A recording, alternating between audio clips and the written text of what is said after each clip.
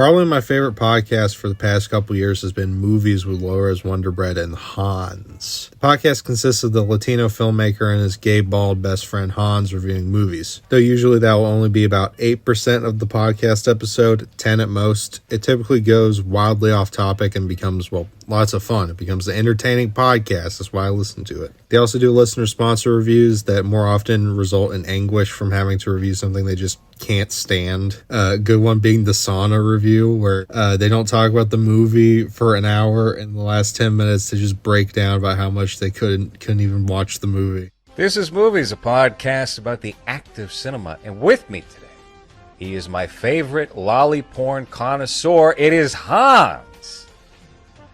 Okay, hi. Hey, it's not a very accurate introduction, but thanks. Well, anyway, they're not just podcasters, they're bona fide movie makers, and they've been working on a new film called Mass State Lottery, and it took the entire decade so far to make it. This is from my memory from listening to the podcast for so long, but here's what I know about the production. MSL originally started filming in 2020 with a much different script, which was turned down by the Daily Wire. That's a fun fact. Then Laura saw an early rough cut and decided to change the entire focus of the film from the character of Rathke and his partner to the relationship to Rathke and the character of Devlin. So a year later in 2021, reshoots were done to make what is now closer to the film we have now. Loras and Hans even went on a local talk show called Topic Time as their respective characters. Please don't bang the table, that's all I ask. Oh, you got it.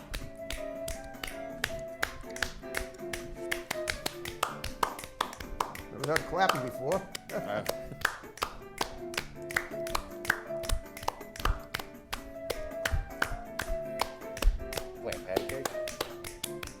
Then the rough cut ended up being a very bloated 3 hours. Then the Massachusetts State Lottery got involved over the title. Then the audio was unusable for many parts of the film. The editing process took almost 3 years, and in that time, one of the film's stars, Buddy Durst, unfortunately passed away. It took another year after that with multiple failed distribution deals until the film was finished by December 2024. Finally premiering in a South Korea Film Festival this year, along at another Italian film festival, winning Low-Res Best Director over there. In that time, pretty much everything with this film has been discussed on the podcast. The movie in the Low-Res and Mumkey communities has become this almost mythical film that is never coming out. I myself would often joke about it taking 12 years to make, but now I have seen it, and I can confirm it does exist. Now, is it good? Well, yes. Yes, it is. It is very good. It's very weird now having seen the mythical Mass State Lottery. I'm going to be spoiler-free as much. There's not much really to spoil other than its ending, so I'll avoid talking about that. The movie, first and foremost, is driven aesthetically, and the movie looks great. You can tell its influences. Shots from both Eyes Wide Shut and Buffalo 66 are recreated, though not really resembling those films much outside of those shots. Loras can craft a very aesthetically pleasing nighttime scene. The day, not as much, though the jarring drabness of the daytime scenes are most likely intentional given the context. That most of the major ones are when Rathke is strung out. There were so many shots and images I loved and ate up like candy. The split screen panels between MySpace and Rathke, the New Year's Eve video zooming in paneled inside of a wide shot of the city, Hans singing karaoke. It's all great. I feel like having ice and so scream. I feel like having ice and love.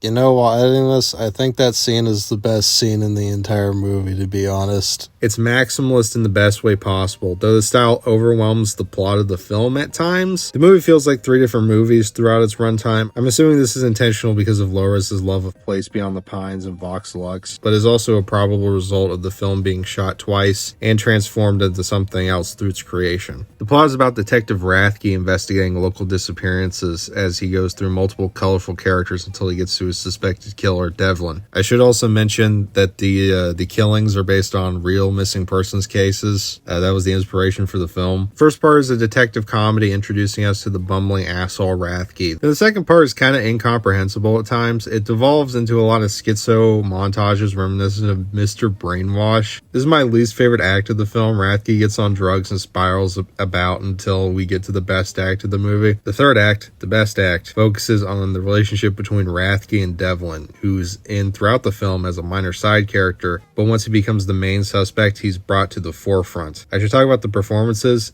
It's notable that most of the people aren't really actors, and that works for what the movie's going for. The late great Buddy Duress plays 2 roles, and he's fantastic in both, but the main stars here are Lores as Rathke and Hans as Devlin. Get it? His name is Devlin, and he's evil. But no, Hans is great as this gay vampire, which he is in real life. He's got great hair, and comes off genuinely disturbing, like the type of guy you just don't want at the party. You just want him to leave because you think he's going to touch people. Rathke is the guy you want to punch. Lores is very good as this Rathke character and disappears into this annoying piece of shit. You know it's a good movie when your main character is just straight up a terrible dude. Say, you know what I could do right now?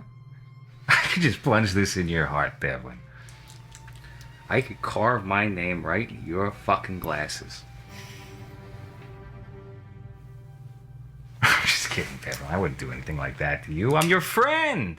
That's what the movie's about. It's about 2 disturbed people, but one is far worse than the other, and it's the guy who isn't cutting people open. Rathke is this sociopath that fantasizes about being a hero and killing people, but doesn't do anything as horrible as the gay serial killer he's tracking down. I mean, the real thing with the character is that, as Mumfke Jones pointed out, he's a closeted gay man. That's entirely throughout the movie. The subtext that he's gay. He hates his girlfriend because he's really in love with Devlin. Though this is not explicitly, though not to spoil the ending, there is a lot of phallic sexual imagery in the ending, especially in one of the last shots. Something I recently found out about was Rathke's original backstory, which was shot but not included in the movie. See, Rathke isn't even his real name.